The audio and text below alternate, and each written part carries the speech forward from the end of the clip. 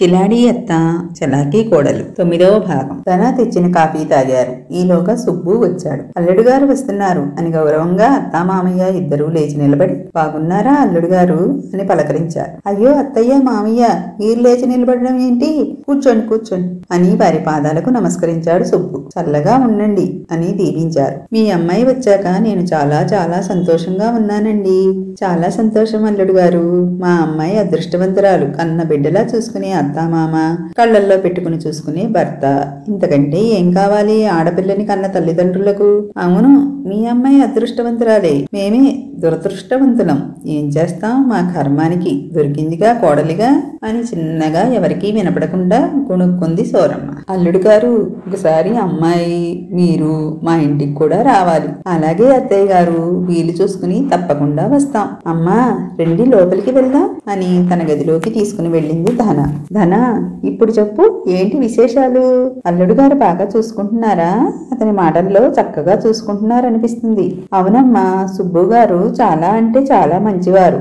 ఆడవారి పట్ల గౌరవం ఎక్కువ. నన్ను చాలా ప్రేమగా చూసుకుంటారు అని సిగ్గుపడింది. అదే తల్లి, మాకు కావలసింది కూడా. ఇక మేము హాయిగా గుండెల మీద చేయి వేసుకుని నిద్రపోతాం. ఏదో తలుపు దగ్గర చప్పుడు వినిపించింది. గబుక్కుని అడు చూసింది ధన. ఇంకెవరు? సూరమ్మ గారు తలుపు చాటును నక్కి అమ్మ కూతురు ఏం మాట్లాడుకుంటున్నారో వినడానికి వచ్చినట్టుంది. తన చూడనట్టు నటిస్తూ, చూడు నిన్నెలా ఇరికిస్తాను అని అంతలోనే బొంగమూతి పెట్టి, అమ్మా మొన్న మా అత్తగారు ఎలాంటి పని చేశారో తెలుసా అని సాగదీసి చెబుతుంది. ఓసి రాక్షసి, ఏం చెబుతున్నావే నా మీద చాడీలు?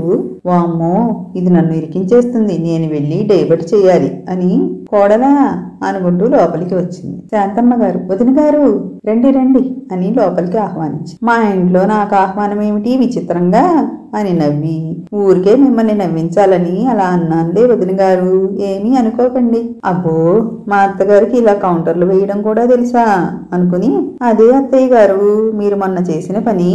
ఓసై కోడలా, నన్ను ఇరికించకే తల్లి అని.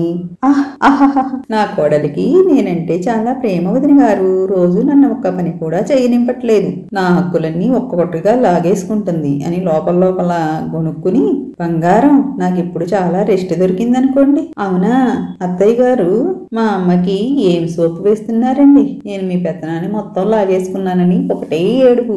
బానే కవర్ చేస్తున్నారు అని మనసులో అనుకుని, అదే అమ్మా, అత్తయ్య గారు నన్ను పని చేయనివ్వరు. అందుకే బలవంతంగానైనా అన్ని ఒక్కొక్కటిగా లాగేసుకుంటున్నాను. అదే అన్ని పనులు నేనే చేస్తున్నా. వదిన గారు, మీరు కూడా నాలాగా గారాబం చేయకండి. కాస్త ఒళ్ళు వంచనివ్వండి. అప్పుడే మీరు చెప్పినట్టు వింటది అన్నారు శాంతమ్మ గారు. వదిన గారు, ఏంటండి అన్నేసి మాటలు అంటున్నారు నా కోడల్ని? ఇప్పుడు మీ ఇంటికి పిల్ల కాదు, మా పిల్ల, గుర్తుపెట్టుకోండి. అంతకంటే మహాభాగ్యమా వదిన గారు అని సూరమ్మ గారి 2 చేతులు పట్టుకుని ఎంతో కృతజ్ఞతగా ధన్యవాదాలు తెలిపారు శాంతమ్మ గారు. నా కోడలు పిల్ల బంగారం అని తన దగ్గరకు వచ్చి తల నిమురుతూ, నీ పని ఇప్పుడు కాదే, చెబుతా నీ సంగతి అని గొణుక్కుంది సూరమ్మ. అత్త, నువ్వు నన్నేమీ చెయ్యలేవు. మెత్తగా ఒత్తుతా అత్త, నీ సూర్యకాంతం తెలివితేటలన్నీ నా దగ్గర కాదు అని గొణుక్కుని, కాదు మా అత్త దివి నుండి భువికి దిగి వచ్చిన దేవత అమ్మ. పాపం శాంతమ్మ గారు అత్తాకోడళ్ల కన్నింగ్ ఆలోచనలు తెలుసుకోలేక మురిసిపోతున్నారు. సరే కోడలా, నువ్వు అమ్మతో మాట్లాడుతూ ఉండు, నేను వంట రెడీ చేస్తాను. అదేం వద్దు అత్తయ్య గారు, వంట నేనే చేస్తా, మీరిద్దరూ మాట్లాడుకుంటూ ఉండండి. అయ్యో వద్దు వదిన గారు, మేం వెళ్తాం. ఇంకా అమ్మాయిని అల్లుడు గారిని మా ఇంటికి ఆహ్వానిద్దామని వచ్చాం. మరీ మీకు మొహమాటం ఎక్కువ వదిన గారు. లేదులేండి, ఈసారి వచ్చినప్పుడు తప్పకుండా తింటాం. ఈ అంకులు ఇద్దరు ఇంకా సుబ్బు బయట పిచ్చాపాటి మాట్లాడుకుంటున్నారు. భార్య శాంతమ్మ బయటికి రాగానే నాగేశ్వరరావు గారు, సరే బావగారు, ఇంకా మేం వెళ్తామండి. అదేంటి బావగారు, ఈ రోజు అమ్మాయి దగ్గర ఉండి వెళ్ళొచ్చు కదా? అది కాదండి, తొలకరి వానలు పడుతున్నాయి, పొలంలో విత్తులు వేయించాలి. మాకున్న ఎకరం కాకుండా మరో 4 ఎకరాలు కౌలుకి తీసుకున్నానండి. నాకక్కడ చేసేవాళ్లు లేరు. మొత్తం పనులన్నీ ఒంటి చేత్తో నేనే చేసుకోవాల్సి వస్తుంది. ఒక్క పూట కూడా ఎక్కడికి వెళ్ళటానికి వీలు లేకుండా ఉంది. ఇప్పుడంత శ్రమ మీకు అక్కర్లేదులేండి, మీ అల్లుడు ఉన్నాడుగా, అంతా చూసుకుంటాడు అందులో సుబ్బు చదివింది కూడా అగ్రికల్చర్ బిఎస్సి. వ్యవసాయ మెళకువలన్నీ బాగా తెలుసు. అవును మామయ్య గారు, నాన్నగారు చెప్పినట్టు మీరేమీ కంగారు పడాల్సిన పని లేదు. మొత్తం నేను చూసుకుంటాను. ఇక్కడ పనులన్నీ చక్కబెట్టుకుని వారం 10 రోజుల్లో అక్కడికి వస్తాం. అంతకంటేనా అల్లుడు గారు, మీ రాక కోసం ఎదురు చూస్తాం. సరే, ఇక బయలుదేరదామండి అని అందరి దగ్గర సెలవు తీసుకుని బయలుదేరారు భార్యాభర్తలిద్దరు. సూరమ్మ భర్త చలమయ్య దగ్గరికి వెళ్లి, ఏంటండి మీరన్నది? ఏమన్నానే? మన కొడుకు వాళ్ళ ఇంటికెళ్ళి పనులు చేయాలా? ఏమన్నా మర్యాద ఉంటదా నా కొడుక్కి? పెళ్ళాం దగ్గర వాడికి వాల్యూ ఉంటదా? ఇప్పుడు వ్యవసాయ పనుల కోసం రమ్మన్నారు, మరోసారి ఇంట్లో పని కూడా చేయించుకుంటారు. తప్పేముందే సూరమ్మ? మగబిడ్డలేని కుటుంబం, అల్లుడైనా కొడుకైనా మన సుబ్బునే కదా. అయినా వాళ్ళు కష్టపడి సంపాదించేది కూడా మన కొడుకు కోడల కోసమే కదా.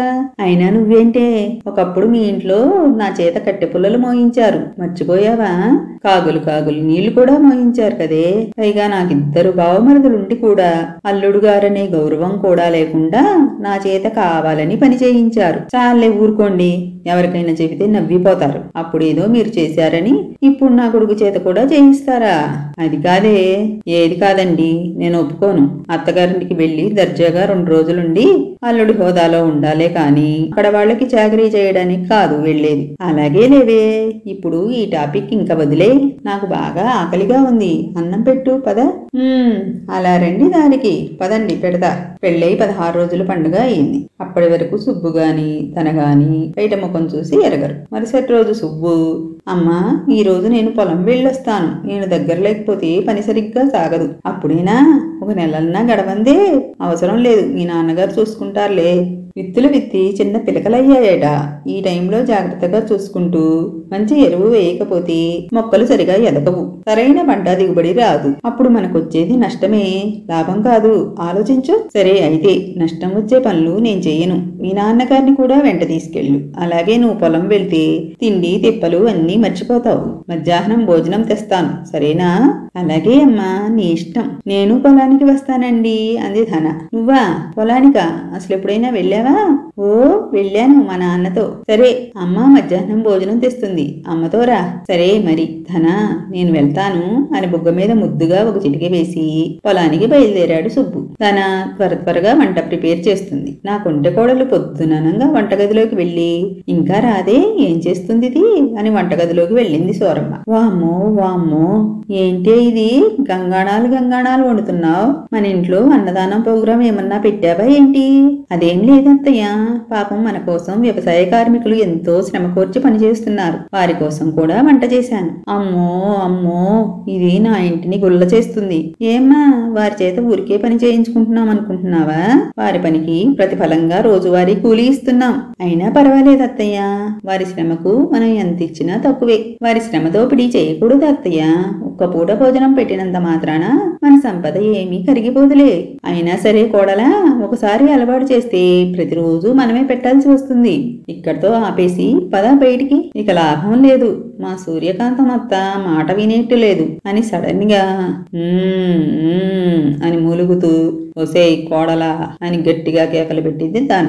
ఓయమ్మో, మరలా నా అత్త పూనింది, నేనేం చేయాలి అని గడగడా వణుకుతూ, అత్తయ్య గారు ఏంటండి, మరలా యమధర్మరాజు గారు పర్మిషన్ ఇచ్చారా? అవునే, నేనెప్పుడు కావాలంటే అప్పుడు వచ్చేస్తానే నీ భరతం పట్టడానికి. ఏంటే, ఏం చెప్పాను నీకు? నువ్వేం చేస్తున్నావు? మీరు చెప్పినట్టే చేస్తున్నాను అత్తయ్య గారు. నేను చచ్చాక కూడా నీ ఆగడాలు అన్నీ గమనిస్తూనే ఉన్నా. అయ్యో అత్తయ్య గారు, మీరు చెప్పినట్టే చేస్తున్నానండి. మరి ఇప్పుడు చేసేదేంటే? నా మనవరాలు ధన నా అంశతో పుట్టిందని చెప్పానా? దాని మాటకు ఎదురు చెప్పొద్దని మరీ చెప్పాను. కోడలు పిల్లని బంగారంలాగా చూసుకుంటున్నాం అత్తయ్య. మనవరాలు ఎంతో కష్టపడి వ్యవసాయ కార్మికులకు వంట చేస్తే దాన్ని నానా మాటలు అంటావా? ఒక్క పూట ముద్ద పెడితే నీ సొమ్మేమైనా కరిగిపోతుందే? మరి పిసినారి దానిలా తయారయ్యావు. పోయేటప్పుడు ఏమైనా కట్టుకుపోతావా? మనవరాలు చెప్పింది చెయ్యి. భోజనం తీసుకెళ్లి అందరికీ తృప్తిగా పెట్టించు. అర్థమైందా? అర్థమైంది అత్తయ్య గారు, మీరు చెప్పినట్టే చేస్తా. అలారా దారికి. పద్దాకు నన్ను రప్పించేలా చేయకు, నేను చాలా బిజీ.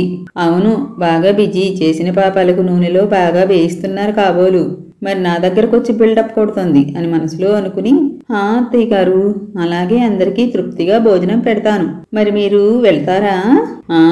పోతానే, పైకి పోయేదాకా ఏడ్చావు. మరి ఇప్పుడు కూడా పొమ్మంటున్నావు. పోతున్నా పోతున్నా అని స్పృహ తప్పి పడిపోతుంది ధన.